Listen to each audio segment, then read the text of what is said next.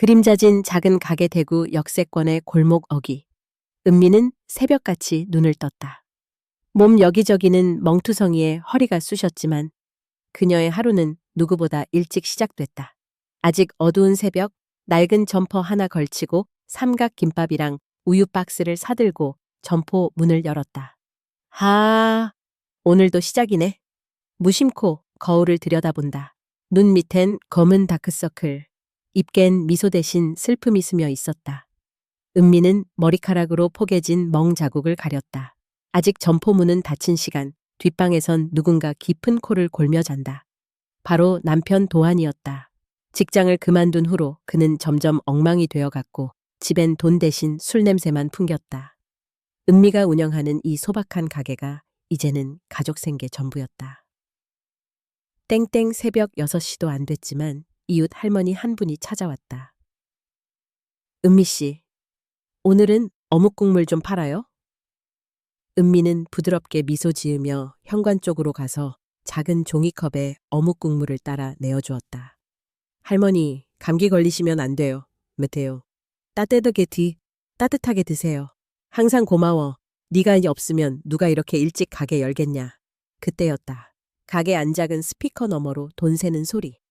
그리고 쿵쿵거리는 발소리가 들렸다. 도한이었다.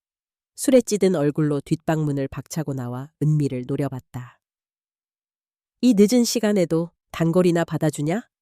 집안 돌아보지도 않고 외간 사람만 챙기는 주제에 은미의 미소가 잠시 굳는다. 여긴 손님 오시는 시간이야. 점포니까. 도한은 투명 컵을 바닥에 내동댕이 치더니 진열장 위에 돈통을 툭툭 건드렸다. 날카로운 눈초리가 번뜩였다. 네가 번 돈 전부 내놔. 오늘 쓸 데가 있어.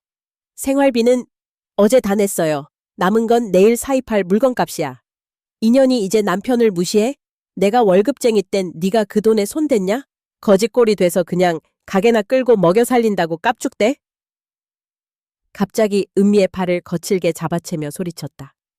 아프니까 제발 그만 좀 해. 그 소리 유리문 슬쩍 열리며 또 다른 여자가 들어선다. 바로 은미의 친구 경숙이었다. 검은 장갑에 빨간 손톱, 살짝 비웃는 얼굴로 안을 훑었다. 어머, 싸우네? 은미야, 아침부터 고생 많다. 도하는 도리어 경숙에게 으스대듯 경숙이 너라도 이해해라. 나 같은 남자는 참기 힘들 거야. 경숙은 능청스럽게 미소 지으며 은미 옆에 다가섰다. 은미, 그래도 남편이 있긴 하네. 우리 집은 텅텅 빈 방뿐이야. 뭐 힘들면 이혼 생각도 해봐. 은미는 경숙을 슬쩍 바라보다가 멍하니 미소만 지었다. 가슴속에선 무언가 쑤셔오는 통증이 있었다. 점점 점심시간이 가까워오자 동네 주부들이 삼삼오오 들어오고 은미는 아무 일도 없었던 듯 묵묵히 결제와 응대를 반복했다. 하지만 도하는 주방 쪽에서 계속 술병을 깨고 일부러 직원 행세하며 사장 목청을 키웠다. 손님 한 명이 당황스레 은미에게 다가왔다. 여기 좀 불편한가 봐요. 도한 씨 오늘도 조금... 은미는 허둥지둥 양손을 흔들며 괜찮아요. 곧 잠잠해질 거예요. 정말 죄송해요. 그러나 도화는 가게 한복판에서 은미에게 돈봉투를 집어 던지며 소리쳤다. 오늘 저녁까지 50만 원 구해놔. 못 구하면 그때는... 경숙은 그 모습을 멀리서 묘하게 바라봤다. 불쑥 다가와 조용히 속삭였다. 은미야, 힘들면 언제든 말해. 난 네 편이야. 남편이 아무리 심해도 너무 참으면 안 돼. 하지만 그 목소리엔 꺼림칙한 기색이 묻어났다. 은미는 혼잣말처럼 중얼거렸다. 난 왜 이렇게 약하지? 왜 도망칠 용기도 없지? 그러나 그 순간 그녀의 눈동자 어딘가에 아주 미묘한 분노의 파동이 번졌다. 언젠가 끝이 있겠지. 이 지옥 같은 생활에도 나만 아프고 끝나는 건 아니라고.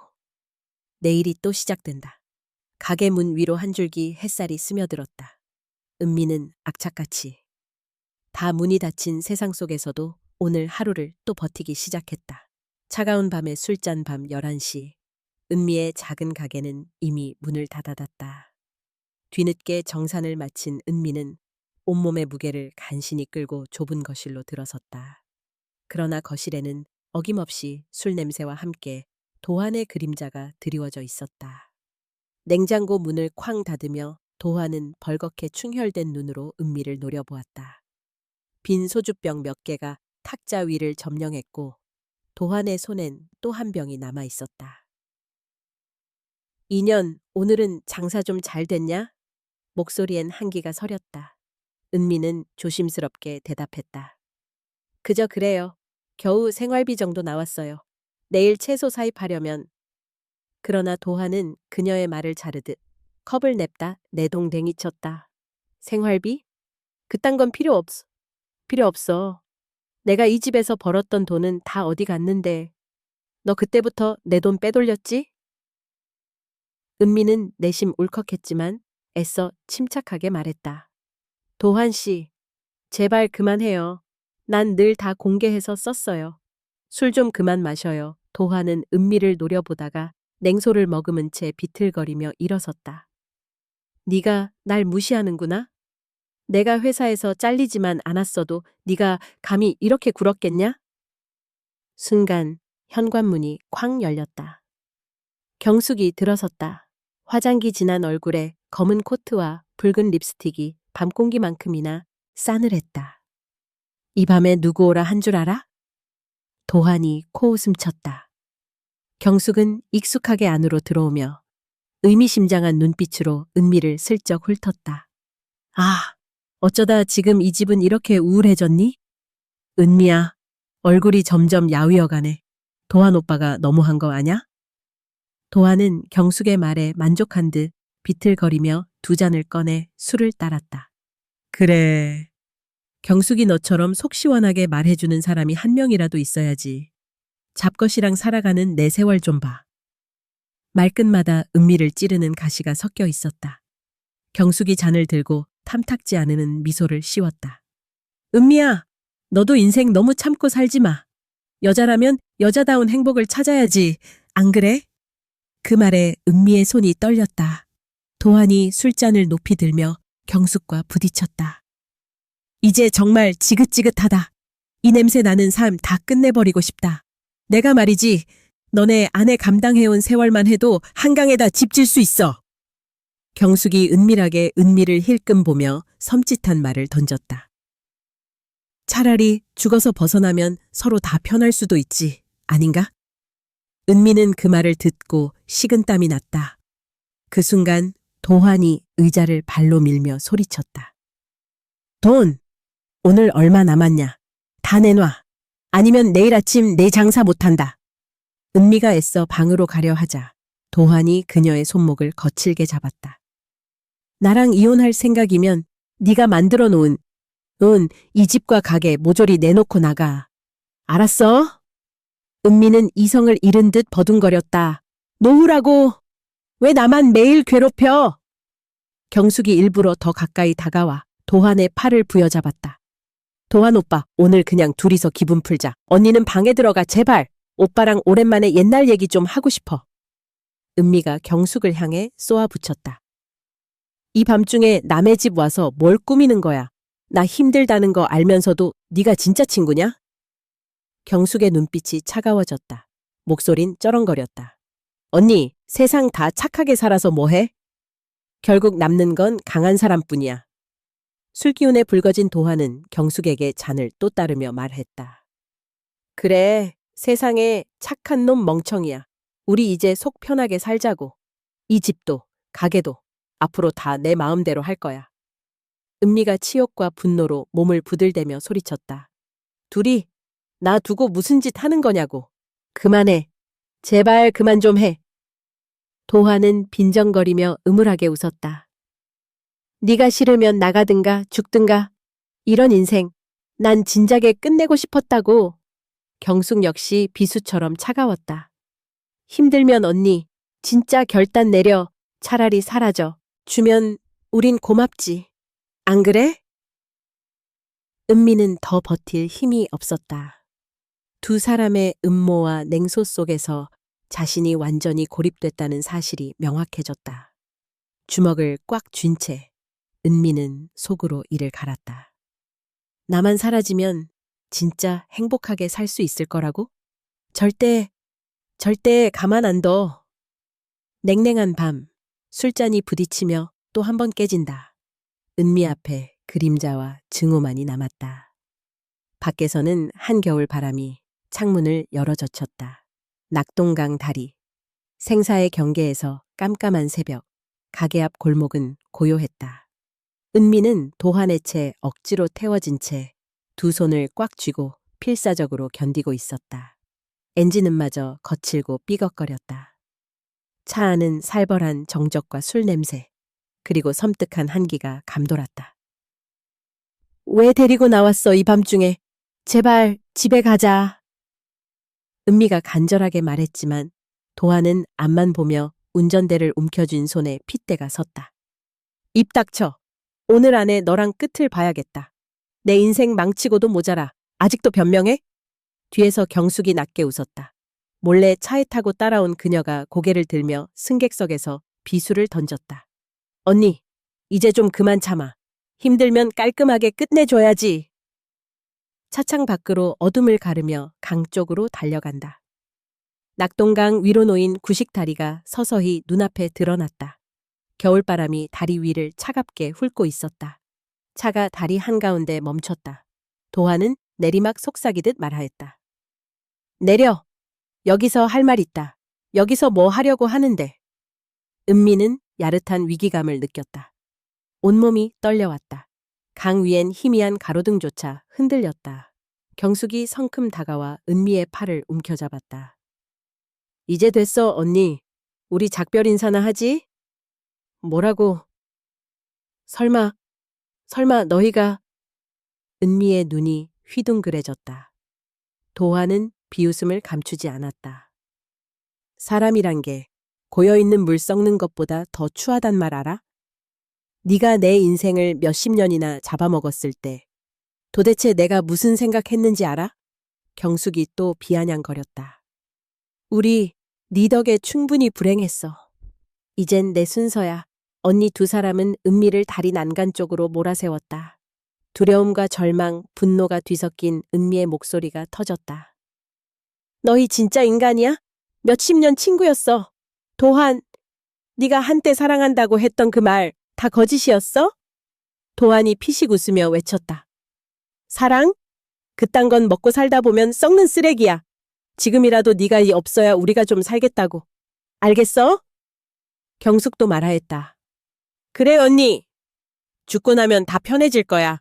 우리 모두. 은미는 난간을 꼭 붙잡았지만 두 사람의 힘에 속수무책이었다. 어느새 다리 밑 강물이 가득 출렁대는 소리가 바람결을 타고 올라왔다. 밀지마. 제발. 나 못 죽어. 내 인생 이대로 끝내기 싫어. 절규가 퍼졌지만 도화는 무참하게 밀쳐댔다. 끝났어. 더러웠던 인생 여기서 정리돼야 해. 강력하게 밀리는 힘에 은미는 난간을 놓칠 수밖에 없었다. 삶과 죽음의 경계, 차가운 공기와 아연한 정막이 등골을 타고 스며들었다. 순간, 안 돼, 잡으세요. 낯선 목소리와 함께 거친 발걸음 소리가 들렸다. 바로 그때 누군가 다리 한편에서 달려왔다. 젊은 남자가 은미의 손목을 번개처럼 낚아챘다. 아줌마, 힘주세요. 포기하지 마세요. 은미가 거의 반쯤 강으로 뛰어들 뻔한 찰나였다. 허공에서 두려움과 희망이 동시에 뒤섞였다. 그러나 도한과 경숙은 당황했다. 누구야? 이 미친 새끼가! 경숙이 이를 갈았지만 그 청년, 재현은 사려껏 소리쳤다. 이 상황 다 봤어요. 경찰에 신고할 겁니다. 지금 이대로 두면 당신들 다 끝장이야. 도한이 얼굴이 하얗게 질렸다. 은미는 재현의 품에 안겨 급히 눈물을 쏟아냈다. 강가로 엎어진 채 두 팔을 뻗으며 필사적으로 울부짖었다. 살고 싶어요. 나 이렇게 죽을 썰 없어요. 제발 도와줘요. 재현은 그녀를 온 힘 다해 끄집어냈다. 경숙은 당황해서 소리를 높였다. 야, 저 미친년 살아나면 우리 다 망하는 거야. 빨리 도망가자. 도화는 벌벌 떨며 먼 곳을 바라봤다. 경찰 사이렌이 어쩌면 이쪽으로 올지도 모른다. 차가운 다리 위 그 혼란의 밤. 은미는 목숨을 건졌다. 그러나 절망과 증오, 배신과 공포는 결코 사라지지 않았다. 은미의 입겐 서서히 새로운 각오와 분노가 번진다. 이대로 끝나지 않아. 반드시 내 놈들 모두 지옥까지 끌고 내려가 줄 테니까. 그리고 낙동강의 검은 물결 위에 새로운 삶이 움직이기 시작했다. 살아난 밤, 죽을 권리조차 없다. 찬물에 젖은 채 은미는 눈을 떴다. 숨이 막힐 듯. 폐에는 여전히 강물이 들어찬 것 같았다. 사방은 어둑했고 먼지와 곰팡내가 풍기는 좁은 방이었다. 군데군데 벗겨진 벽지, 침대 대신 깔린 낡은 이불, 자신의 거칠게 떨리는 숨소리만이 밤을 갈랐다. 방 한쪽에 앉아있던 청년이 조심스레 다가왔다. 괜찮으세요? 물 좀 드실래요? 은미는 자신도 모르게 몸을 움츠렸다. 청년이 내민 컵을 두 손으로 부여잡으며 그녀는 눈동자만 굴려 그의 얼굴을 응시했다. 당신 누구죠? 저 재현입니다. 아까 다리에서 구조 요청하는 소리가 들려서 그냥 지나칠 수 없었어요. 근데 진짜 괜찮으세요? 다리가 심하게 긁혔길래 붕대라도 감아뒀어요. 은미의 몸이 덜덜 떨렸다. 온 머릿속을 뒤덮는 것은 공포와 고통, 그리고 갑작스럽게 밀려드는 처참한 배신감이었다. 남편 도안의 싸늘하고 잔인한 눈빛, 그리고 오랜 친구 경숙의 뻔뻔한 얼굴이 떠올랐다. 죽으라고 진짜 날 밀어버렸어. 목구멍에서 마디마디 부서지는 한숨이 쏟아졌다. 재현은 조용히 은미 맞은편에 앉았다. 햇살 한 점 없는 방 안, 그의 눈빛은 진중했다. 아저씨랑 그 여자 일부러 그런 거예요? 은미는 대답할 힘조차 없었다. 볼을 타고 뜨거운 눈물이 쏟아졌다. 내가 뭘 그렇게 잘못했는데 왜 나를 이렇게 무참하게 버릴 수 있지? 재현은 한참을 침묵하다. 어둠 속 한숨처럼 입을 열었다. 사실 저희 엄마도 저 어렸을 때 아빠한테 많이 맞았어요. 그때 난 너무 어려서 아무것도 할 수는 없었죠. 항상 후회됐어요. 더 어른이었더라면 어떻게든 엄마를 구했을 텐데. 그래서 누가 나처럼 고통받는 걸 도저히 두고 볼 수 없었어요. 은미는 하염없이 울었다. 밤 공기마저 냉혈같이 밀려왔다. 오래도록 방 안엔 침묵만 맴돌았다. 하지만 결국 은미는 이를 악물고 고개를 들었다. 속삭임이 나왔다. 죽기 싫었어요. 정말로. 하지만 저 사람들, 도환이랑 경숙, 그 사람들 때문에 내가 살아있어도 의미가 있는 걸까? 재현의 눈동자가 반짝였다. 아줌마, 아직 끝난 거 아니에요. 이런 식으로 지나가시면 그 사람들은 평생 뒤도 돌아보지 않고 그냥 잘 살 거예요. 진짜 억울하지 않아요? 은미는 눈썹을 모았다. 억울하죠. 미칠 것처럼 억울해요. 그럼 복수하세요. 죽은 척, 사라진 척. 그 시간 동안 그 사람들이 얼마나 추하게, 치졸하게 사는지 다 기록해요. 그냥 당하는 피해자가 아니라 이번엔 스스로 증명이 돼야 해요. 은미는 멍하니 천장을 바라보았다. 너무 오랜 시간 모욕과 폭력, 체념만 배워온 인생이었다. 그러나 지금 한밤중 폐허 같은 낯선 방에서 의외의 용기가 핥히듯 싹트기 시작했다. 복수라! 음성은 아직 미약했지만 점점 목에 힘이 들어갔다. 정말 내가 할 수 있을까? 재현이 단호하게 말했다. 할 수 있어요. 아니 꼭 해야 해요. 그 사람들 손에 당했던 모든 치욕, 고통 다시 돌려줘야죠. 은미는 이불을 쥐고 손에 힘을 주었다. 나 살아있단 걸 아무도 모르게 해야 돼. 누구한테도 내 모습 보이면 안 돼. 그리고 떨리는 입술로 쉰 목소리로 선언했다. 그 사람들이 평생 후회하고 지옥 끝에서 발버둥치게 만들 거야. 나 죽을 권리도 없어. 이제 살아있는 내가 그놈들 끝장나게 할 거야. 재현은 조용히 고개를 끄덕였다. 아줌마, 모든 기록은 제가 도와드릴게요. 집 근처 CCTV, 목격자, 그리고 그 두 사람의 만행 다 모아봐요. 이번엔 절대 혼자가 아니에요. 은미는 손등으로 눈물을 닦고 벌벌 떠는 다리를 억지로 펴며 앉았다. 아직 살 길은 남아있구나. 죽지 않은 내가 그 무엇보다 무서운 존재가 될 거야. 창밖에선 먼 동이 어렴풋이 트기 시작했다. 낙동강의 차가운 물결 아래에서 살아난 작은 의지. 그 불씨가 은미의 가슴에서 금방이라도 활활 불탈 듯 번졌다. 독약 커플, 배신자의 민낯 낙동강 다리 사건 이후 며칠, 은미는 숨죽인 채 어둠 속에서 움직였다. 폐가 같은 재현의 고시원 방, 한낮에도 어둑했다. 그러나 그 작은 공간에서 은미의 분노는 점점 예리해지고 있었다. 도움이 필요해요. 은미의 목소리는 낮았지만 단단했다. 재현은 고개를 끄덕이며 스마트폰을 꺼내놨다. 기도 막히고 치밀하게 해야 해요. CCTV도 해킹해보고 둘만 있을 때 직접 목소리 얼굴 다 찍는 거 그게 중요해요. 고마워요. 네가 없었으면 난 아무것도 못했을 거예요. 밤이 되자 둘은 상가 골목 구석에 차를 세우고 어둡게 숨었다. 도한과 경숙이 소리 높여 웃으며 가게 안으로 들어왔다. 과하게 꾸민 경숙은 진상 손님처럼 기분 좋게 도한을 팔짱 꼈다. 오늘은 진짜 내 인생 최고의 밤이야, 오빠. 그 여편네 없이 우리 둘이 마음껏 살 수 있다니. 경숙이 현관문을 콱 닫으며 킬킬댔다. 도한은 가게 안, 은미의 사진이 달린 신주단지 앞에서 코웃음을 쳤다. 여기까지 오는 것도 힘들었네. 여자 하나 치우려니 경찰 조사랑 엑섹스도 골치 아프고. 그래도 이제 다 끝났잖아? 경숙은 슬그머니 꺼내온 술병을 테이블 위에 던졌다. 오빠, 자, 마셔. 앞으로가 중요해. 가게도 팔고 장고도 정리해서 어디로 갈지. 도한은 빠르게 소주를 들이켰다.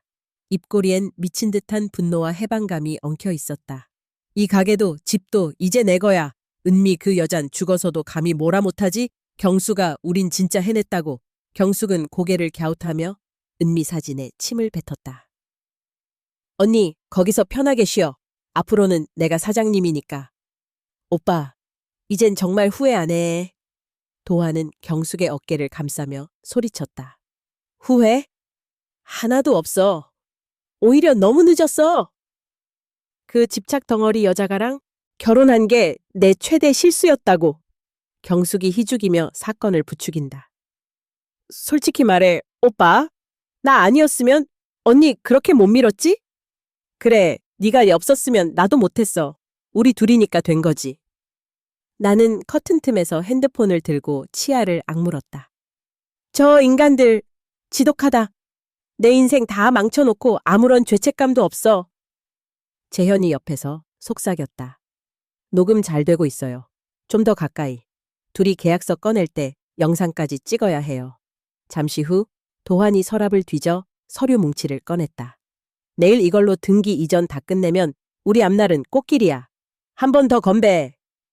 둘은 소리치며 술을 마셨고 손가락은 서로를 집요하게 훑었다.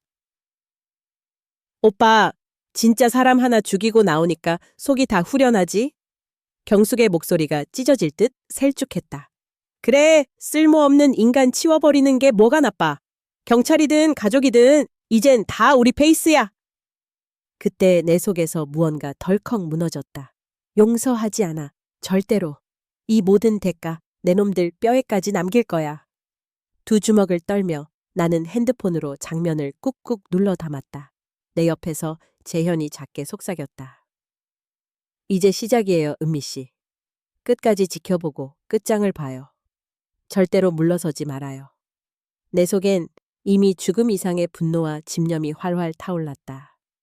이제 내가 저 쓰레기 같은 인간들에게 저지른 모든 더러운 죄를 100배, 1000배로 되돌려줄 차례였다. 죄악의 이빨 자국 작은 다찌 카페. 은미는 재현과 마주 앉아 있었다. 테이블 위엔 수첩, 녹음기, 그리고 숨죽여 사용한 핸드폰이 널려 있었다. 재현은 검은 노트북 화면을 바라보다 걱정스러운 표정으로 한숨을 내쉬었다. 생각보다 더 더러워요, 은미 씨. 경수, 그 사람이 동네 사람들한테 이미 소문을 다 냈어요. 은미 씨가 가게 빚지고 도망갔고 젊은 남자 생겼다는 얘기까지. 은미의 가슴이 덜컥 내려앉았다. 친동생처럼 보살폈던 경숙이 언제부터 그렇게 뒤돌아 있었다는 걸까? 눈앞에 경숙의 가식적 미소가 겹쳤다. 내가 무슨 죄를 지었길래 이렇게까지 욕을 먹어야 하나요? 은미의 목소리는 마치 스스로에 대한 자책처럼 떨렸다. 재현은 단호하게 고개를 저었다. 죄는 그 사람들이 지었죠. 증거가 쌓이면 곧 진실이 드러나요. 지금이 제일 힘든 순간이지만 절대로 물러서지 마세요. 잠시 침묵. 그새 은미의 손끝이 떨렸다. 경숙은 내 딸 같은 존재였어요. 밥 한 끼 없는 날이면 나 몰래 집에 반찬 들고 오는 애였고 내 남편이 새벽까지 술 마시고 들어오면 조용히 입을 챙겨준 건 걔였는데 날 이렇게 파멸시킬 줄은 몰랐어요. 목이 맨 채 은미는 허리를 구부리고 얼굴을 팔에 묻었다. 조용하지만 끓는 흐느낌이 퍼져나갔다. 쓰러질 때일수록 더 세져야 해요. 재현이 붉어진 눈을 번뜩였다. 그는 노트북 화면에서 경숙과 도한의 문자, 사진 캡처를 보여주었다. 여기 보세요. 지금 경숙이 가게 불법 매각을 추진 중이에요. 다 이름도 바꿔서 자료 넘기려는 중입니다.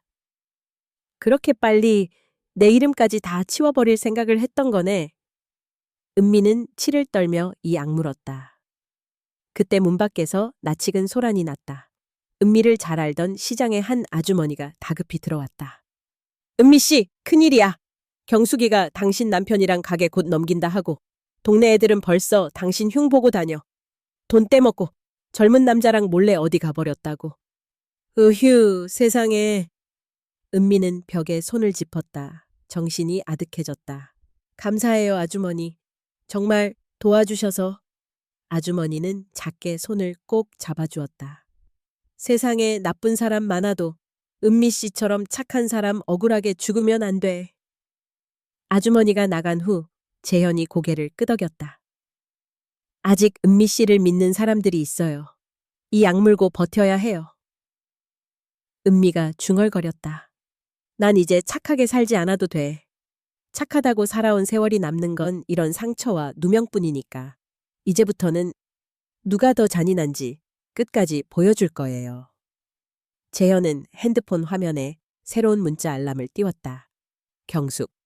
언니, 죽었다고 다른 사람들한테도 똑같이 말해. 혹시 살아 돌아와도 내가 지옥 맛보여 줄 테니까. 은미는 깊은 숨을 들이켰다. 이빨 자국처럼 선명하게 남은 상처, 영혼 깊숙한 곳에 각인되는 복수의 다짐이 그녀의 온몸을 감쌌다. 창밖으론 비가 내리기 시작했다. 쏟아지는 빗방울에 은미의 슬픔과 분노도 더 거칠어지고 있었다. 이 밤, 증오와 생존의 경계에서 은미는 더 이상 약하지 않았다. 배신의 각본, 가짜 죽음, 되살아난 영혼, 깊은 밤, 고시원 방. 은미는 식은땀을 식히며 결연히 서 있었다. 반쯤 가린 거울 속 창백하지만 날카로워진 자신의 얼굴을 마주했다. 이제 끝까지 연기해야 해. 입술이 바짝 말랐지만 눈빛은 흔들리지 않았다. 재현이 노트북 앞에서 영상을 재생했다. 예전 도한과 경숙의 음모 대화. 경숙이 언니 죽어줘. 난 이제 내 길을 갈 거야 라고 말하던 장면. 도한이 악에 찬 웃음으로 시신만 없으면 경찰도 못 잡아. 다 끝난 거야 라고 비웃던 음성과 영상이 흘러나왔다. 촬영본을 확대해본 재현은 고개를 끄덕였다. 이제 모든 게 준비됐어요. 당신만 결심하면 돼요. 은미는 핸드백을 움켜쥐며 작게 그러나 단호하게 말했다. 그 여자와 내 남편, 그 두 사람 이대로 끝낼 순 없어. 한 번만 더 바닥까지 떨어지게 만들어줄 거야. 다음 날 밤 도환과 경숙은 은미가 없어진 집에 가족들과 친지를 불렀다. 방마다 낡은 액자, 은미의 사진, 억지로 만든 추도상 앞에서 장밋빛 술잔이 부딪혔다. 야, 이제 우리도 자유다. 도환이 큼지막한 웃음과 함께 술을 따랐고 경숙은 진한 화장으로 걱정하지 마. 언니는 다시 돌아올 일 없어. 증거도 없고 시신도 없고 라며 방정맞게 웃었다. 둘은 거실 한켠에서 계약 서류를 꺼냈다. 경숙이 조용히 들떠 말했다. 내일 오전에 등기 다 넘겨. 우리 여기 정리되는 대로 기차 타고 떠나는 거야. 이제부터 진짜 내 인생인 거지? 도환이 기고만장하게 외쳤다. 죽은 사람 얘긴 그만하자. 앞으로 쓴 돈, 쌓인 돈. 경숙아, 우리도 한풀이 하자고. 경숙은 은밀하게 도환에게 윙크를 보냈다. 둘만 남은 순간 계약 사인을 하며 쏘아붙였다. 이제야 진짜 우린 하나 되는 거야. 거슬릴 사람 아무도 없어. 밖에서 조용히 그 장면을 녹화하던 은미, 커튼 틈 사이로 시퍼런 눈동자가 번뜩이고 있었다. 이게 끝이 아니다. 내 죽음이 진짜였다면 넌 지금쯤 벌써 행복했겠지. 하지만 난 살아있어. 너희를 한 명도 남김없이 끌어내릴 거야. 은미는 핸드폰 화면을 눌렀다. 소름 돋는 목소리로 스스로에게 중얼거렸다. 이제 복수는 시작이야. 가장 경멸스러운 순간 모두의 눈앞에서 마주하게 해줄 거야. 재현이 뒤에서 은미의 어깨를 다독였다. 이제 진짜 준비됐죠? 얼굴을 드러낼 시점은 곧 와요. 최대한 오랫동안 두 사람을 감시하고 마지막 한 방까지 모아둬야 해요. 오늘 영상, 내일 증거, 그리고 가족들까지 모두 모였을 때 한 번에 터뜨려야 했죠. 은미는 한 번 더 창밖을 내다봤다. 어둡고 험한 골목, 방심한 두 배신자의 웃음소리. 그 모든 배신과 분노가 오래도록 입술과 가슴에서 썩어가는 듯 두드러졌다. 죽음은 내게 끝이 아니었다. 내가 사라진 척하는 동안 너희는 점점 인간성을 잃고 내 손에 직접 끌어내려질 거야. 나는 괴물이 됐어. 하지만 지금은 괴물이 되는 것만이 내 마지막 자존심이야. 그 밤 은미는 처음으로 복수의 칼날이 점점 차가워지고 예리해지는 것을 느꼈다. 진짜 지옥이 뭔지 너희 끝까지 보여줄 거야. 창밖엔 깊은 어둠 사이로 한 줄기 새벽빛이 희미하게 번져가고 있었다. 은미의 손에는 핸드폰과 증거 영상이 한 줌의 불씨처럼 남아 있었다. 그녀는 더 이상 누구에게도 짓밟히지 않는 이로 다시 살아나고 있었다. 진실의 폭발, 가면이 벗겨지다 햇살이 다시 세상을 밝힌 날, 도환과 경숙은 마지막 연극의 무대를 준비했다. 오늘이야말로 우리가 진짜 주인공이다. 경숙이 흡족한 미소로 거울에 립스틱을 덧발랐다. 도환은 깔끔한 셔츠 검은 양복 차림으로 거울 앞에 선 채 교만한 얼굴로 마지막 리허설을 했다. 가게 안에는 도환과 경숙의 친척, 그리고 동네 어르신들, 옆집 할머니까지 초대되어 있었다. 사람들은 쓰디쓴 커피와 과자, 그리고 은미의 영정 사진을 앞에 두고 삼삼오오 수군거렸다. 참 착한 사람이었는데 갑자기 저렇게 갔다니. 가게는 어떻게 되는 거야? 수근거림은 잊혀진 삶의 비밀처럼 번졌다. 경숙이 앞에 서서 준비한 고인 추모사 한 장을 펼쳤다. 여러분, 이렇게 뜻깊은 자리에 모여주셔서 감사해요. 언니, 은미는 정말 한평생 가족과 이웃을 위해 헌신한 분이었죠. 불의의 사고로 저희 곁을 떠났지만 언니의 사랑은 영원히 남을 거예요. 도환은 울먹이며 한마디 보탰다. 내가 그 사람 덕에 여기까지 올 수 있었던 거지. 다 여러분 덕이고 이제부터는 제가 가장으로서 이 가게와 집안을 책임지겠습니다. 장례는 가짜 슬픔과 위로 속에서 나른하게 흘러갔다. 그러나 그때 가게 문이 장중하게 열렸다. 문턱에 선 것은 흰 셔츠에 검은 바지를 입은 은미였다. 빛이 반사된 얼굴, 눈매는 매서웠다. 움직임 하나하나가 냉철하고 묵직했다. 누군가가 비명을 질렀다. 저게, 살아있네? 저건 귀신이야. 가게 안 분위기가 갑자기 얼어붙었다. 다들 숨을 삼키며 은미를 바라보았다. 경숙과 도화는 그 자리에서 딱 굳어버렸다. 내가 왜 죽어야 했지? 은미가 가늘지만 단호한 목소리로 물었다. 모두 그녀의 한마디 한마디에 귀를 기울였다. 경숙이 헛웃음을 흘리며 더듬었다. 언니, 어떻게 살아있는 거야? 이건 말도 안 돼. 도화는 얼굴이 창백해지더니 목소리가 갈라졌다. 네가 죽은 게 아니었어? 넌 귀신이야. 그때 은미는 핸드폰을 꺼냈다. 화면에는 두 사람의 만행이 고스란히 녹음되어 있었다. 여기 있는 모든 사람 똑똑히 들으세요. 은미가 버튼을 누르자 경숙의 증오 섞인 목소리와 도환의 폭력적인 대화, 계약서를 두고 웃는 협잡의 증거가 매장 내에 울려 퍼졌다. 경숙, 언니는 이미 끝이야. 시신만 없으면 아무도 모를걸? 도환, 우리 도는 이제부터가 시작이지. 한 번 죽었으면 영혼까지 묻혀야지. 녹음이 끝났을 때 매장 안은 무거운 침묵에 잠겼다. 모두가 경악과 분노, 그리고 깊은 배신에 휩싸였다. 은미는 한 발 더 다가서서 날카롭게 쏘아붙였다. 이들은 내 남편과 내 가장 친한 친구가 맞았어요. 내가 죽어야만 이들이 행복하다며 나를 강물에 던지고 내 인생을 팔아치울 계획을 세웠죠.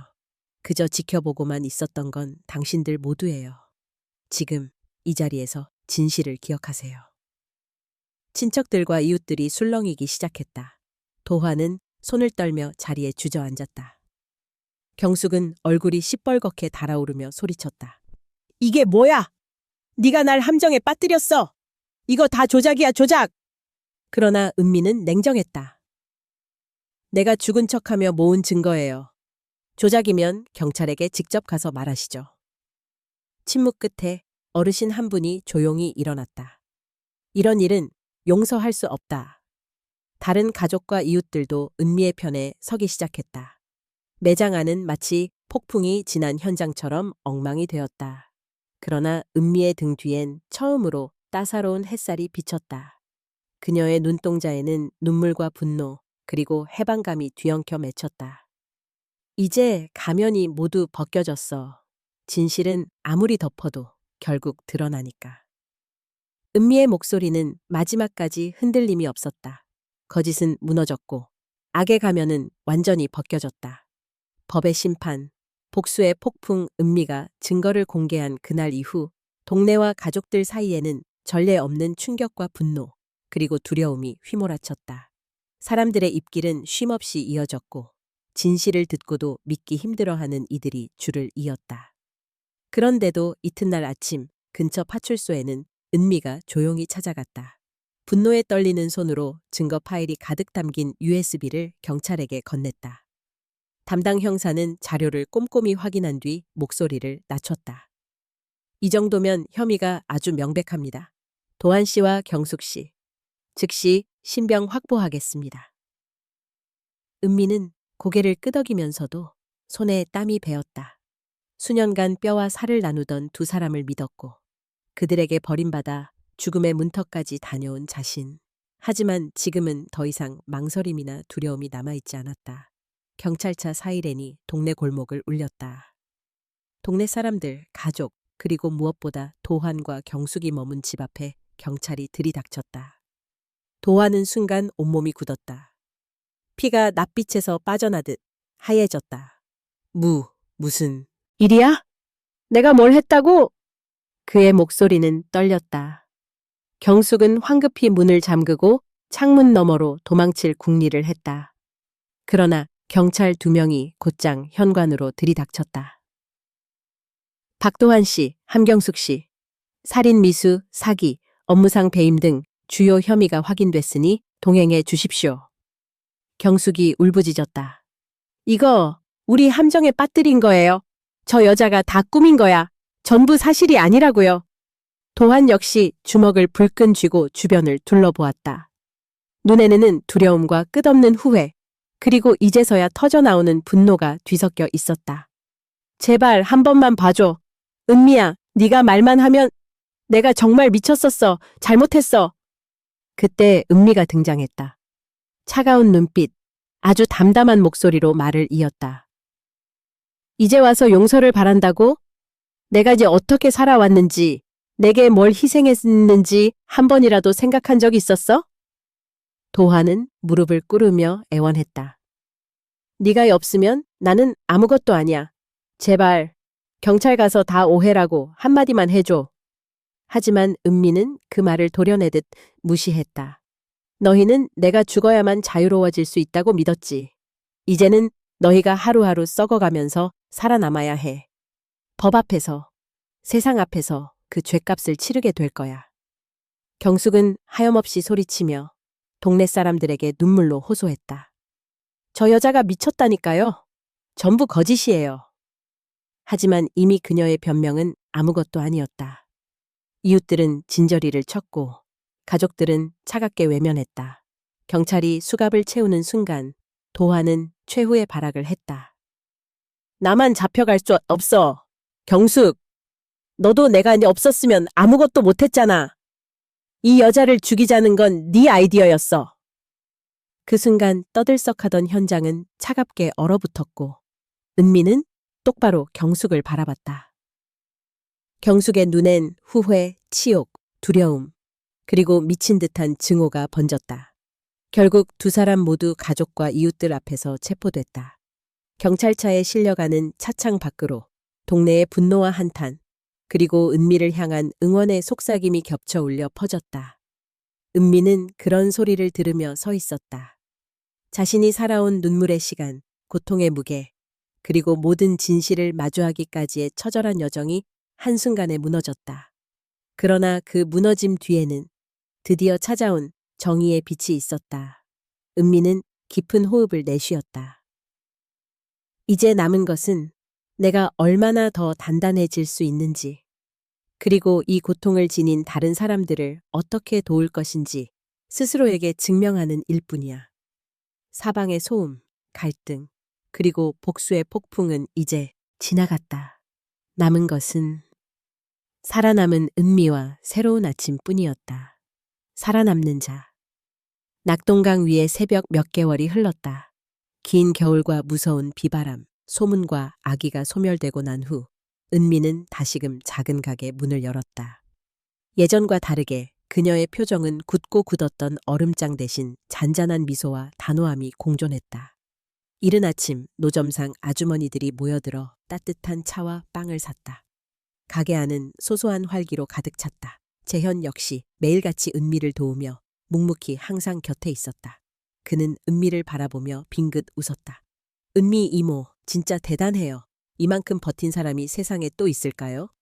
은미는 조용히 고개를 끄덕이며 답했다. 죽음까지 봤던 사람에겐 두려울 게 별로 없더라. 이젠 남은 것들을 품고 다시 시작하면 돼. 더는 약해지지 않아 집안에 새로 꽂힌 화분, 벽에 걸린 밝은 색 그림, 그리고 가게를 찾은 여러 여성들의 모습이 시선을 채웠다. 저마다 가슴에 작은 상처 하나쯤 안고 있었지만 그들끼리 서로 도우며 조용히 삶을 이어가는 모습이 흐뭇하게 느껴졌다. 그날 아침 칭찬과 따스한 말이 오가는 순간 시장 아주머니가 다가왔다. 은미 씨, 어떻게 그런 고통을 이겨낸 거예요? 나였으면 진작 포기했을 텐데. 은미는 고개를 끄덕이며 정색했다. 살아남고 싶었어요. 사람은 생각보다 쉽게 무너지지 않더라고요. 누군가 끝까지 나를 밟으려 할 때 진짜 무서운 힘이 생겨요. 잠깐 정적이 흘렀다. 그러다 모두가 작게 박수를 쳤다. 어느새 용기를 내어 각자 자신의 힘겨운 시절, 상처받은 기억을 나누기 시작했다. 재현이 조용히 다가와 속삭였다. 이모, 이제 우리만의 인생 다시 시작해요. 더 이상 아무도 이모를 무시하지 못하게 제가 꼭 옆에서 지킬 거예요. 은미는 살며시 미소 지었다. 너도 아팠지? 하지만 우리 둘 다 이제는 피해자가 아니야.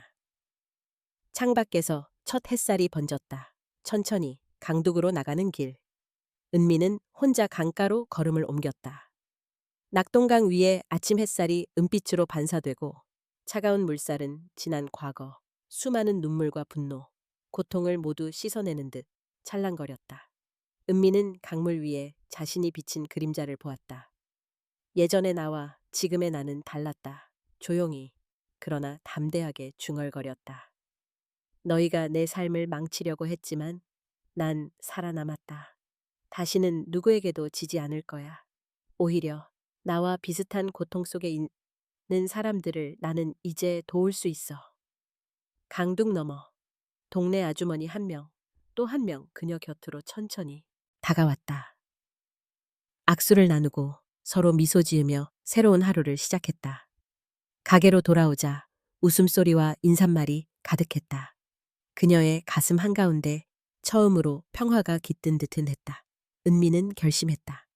이 가게가 언젠가는 또 다른 힘든 이들에게 작은 등불이 되어 주리라고. 자신이 받은 상처를 부끄러워하지 않고 더 강해지기 위해 살아가리라고. 낙동강 너머로 아침 햇살이 반짝이며 그녀의 삶에 진정한 봄을 비췄다.